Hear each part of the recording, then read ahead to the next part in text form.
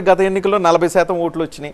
పవన్ కళ్యాణ్కి 6% ఓట్లు వచ్చినాయి. సరే బీజేపీకి సరే 1% లోపు వచ్చినాయి అనుకోండి, 0.6% సంథింగ్ వచ్చినాయి.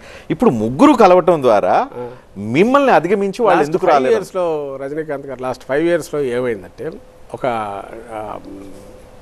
పూర్తి ఒక షిఫ్ట్ అప్రోచ్లో షిఫ్ట్ వచ్చింది, విచ్ డెమోక్రసీలో ప్రజలు కోరుకునేది అప్రోచ్ ఏది పారాడైమ్ షిఫ్ట్ అంటాం, అంటే పూర్తి మారింది. ఇలా ఉండాలని ఏదైతే చూపించామో పొలిటికల్ పార్టీ అని మేము ఫీల్ అయ్యేది, అది సక్సెస్ఫుల్గా ప్రజల్లోకి వెళ్ళింది.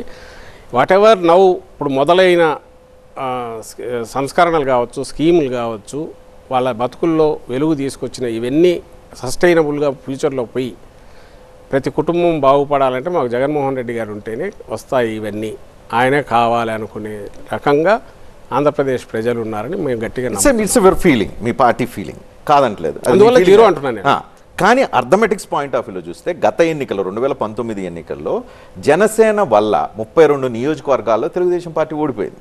సో ఇప్పుడు జనసేన తెలుగుదేశం కలిసినాయి, 32 ఖాతాలోకి వెళ్ళినట్టే కదా.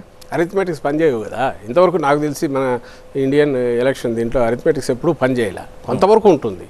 బట్ ఇప్పుడు మీరు తీసుకోండి, మన పవన్ కళ్యాణ్ గారి ఓట్ బ్యాంక్ అంటారు, కాపులు మెయిన్ అంటారు, మాకు రావట్లేదా? వస్తున్నాయా? బ్రహ్మాండంగా వస్తున్నాయి. మీరు కాపులకు ప్రత్యామ్నాయంగా మీరు అక్కడ బీసీలని ఎంకరేజ్ చేస్తూ ఉన్నారు, కలుపుకుంటున్నాం. This is inclusiveness.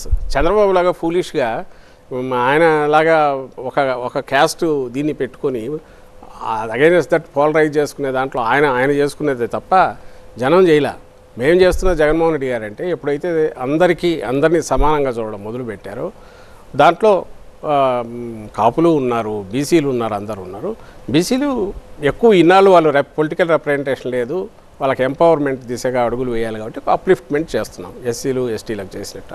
At the same time కాపులకు ఇవ్వాల్సిన రిప్రజెంటేషన్ మీరు క్యాబినెట్ నుంచి కింద దేంట్లో చూసినా, పార్టీలో చూసినా, లీడర్షిప్లో చూసినా వాళ్ళు ఉన్నారు, మిగిలిన అందరూ ఉన్నారు. దాంతోపాటు మీ అదర్ క్యాస్ట్ వీటిలో ఇది ఉన్నాయి. బ్యాలెన్స్డ్ అప్రోచ్లోనే పోతున్నాం తప్ప ఒక క్యాస్ట్ను ఐసోలేట్ చేసి ఇది వద్దనేది ఎక్కడ అనుకోవాలి.